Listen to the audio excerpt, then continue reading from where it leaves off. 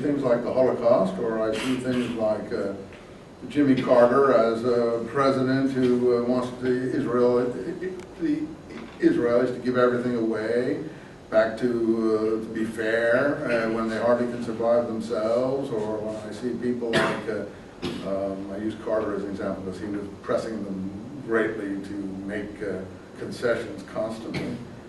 George Bush Sr. the same. When I see people like the Premier of Iran threatening to eradicate them, I wonder if there is a God moving through any history. Or we're just back to square one. Anyway, this book moves people, and it's because of this book that those people went back. And I, frankly, am very impressed by what they've done. And I'm all power to them. It doesn't matter to me if the God is a myth in terms of human creation, or if the God is really something that's there. The point is, the book has moved them to do this.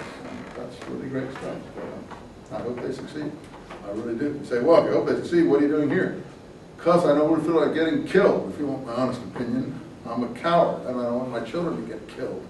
And it's as simple as that. I was there for 4 or 5 years, and I was not happy with the arguments that they had with each other, and the fact that they were not interested in other people coming to the country and making a go of it.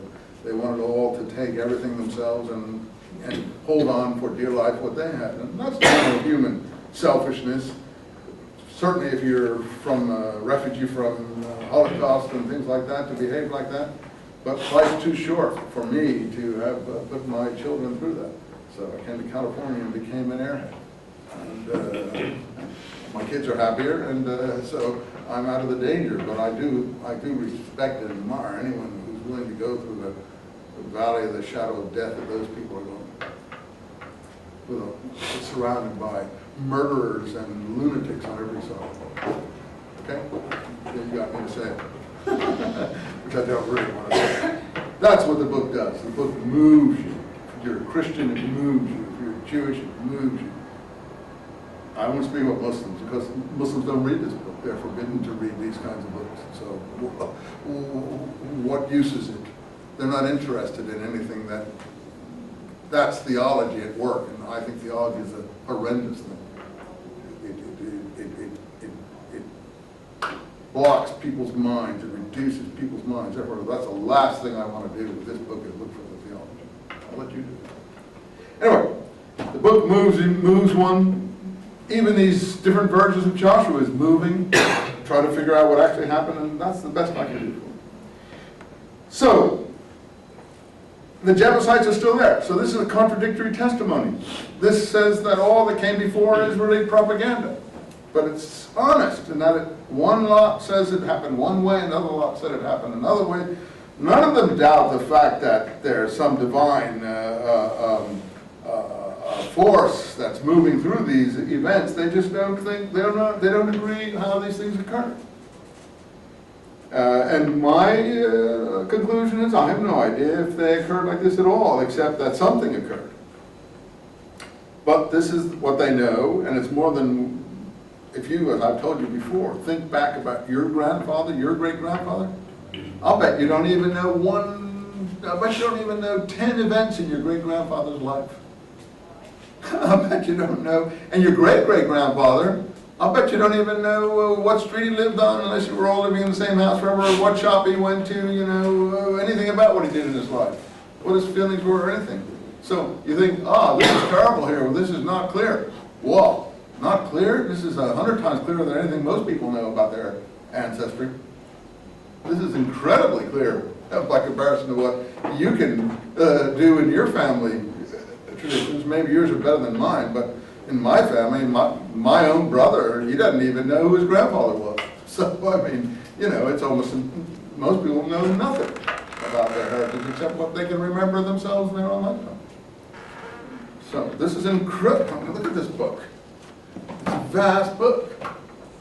So, I think that's enough to ask from it. It would be an incredibly ancient witness. If there's another ancient witness of this kind from early times in any other culture in mankind, from China to Greece to Italy, I'd like to see it. So even that's an amazing thing. The Egyptians do have, because they wrote it on a lot of their tombs, but it's just because luckily they wrote some stuff on those tombs that we know something. But even that's very sketchy. I think if you go back, I mean, this is more than the Greeks have. This is more really than the Hindus probably have. They have one epic, the Mahabharata, but I don't think they know very much about their ancient past. This is really impressive. Anyway, it has the flaws that we're looking at, just because people have tried to press too much from it. Anyway, the 16. Now the sons of Joseph, they're second. They get Bethel, you see. The sons of Joseph, Manasseh and Ephraim, line 4, but look at the conclusion.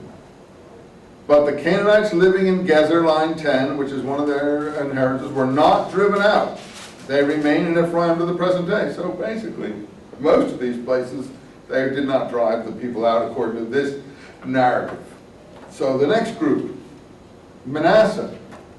You give all the what Manasseh was given up to line 12, 13, and there it is again. However, when the Israelites became strong, but because the sons of Manasseh could not take possession of these towns, the Canaanites managed to hold their own in the country. And however, when the Israelites became stronger, they put the Canaanites, some of them, to forced labor, though they never drove them out. Over and over again. So this is a totally different text, as well I'm trying to show you, as best I can do, than 1 to 13. So the house of Joseph is very angry. Well, why have you given me inheritance only one share when my people are so many? This is their pretense. Line 17, you are a large population, Joshua says, and great strength. You shall not have one, but you shall have double share. But the mountain shall be yours. Now the mountain is Gerizim. It's the mountain by Shechem, where Joshua finally, at the end of this, see my trousers are falling down again. It's this belt that keeps, I pulled it and now it's stretched. So what I do is I open my trousers to belt it up, and then the result is what you've noticed. So if my pants are falling down, you'll understand why. So Gerizim is the mountain, Mount Ebal and Gerizim, but that was where the Samaritans were, and it's in Shechem here. Gerizim. That's where the Shechem, the Joshua people. So these are all northern traditions. So the mountain shall be yours, but you shall clear it. But since you cannot drive out the Canaanites, line 18, because of the iron chariots, now that's a total confusion. It's clear from other narratives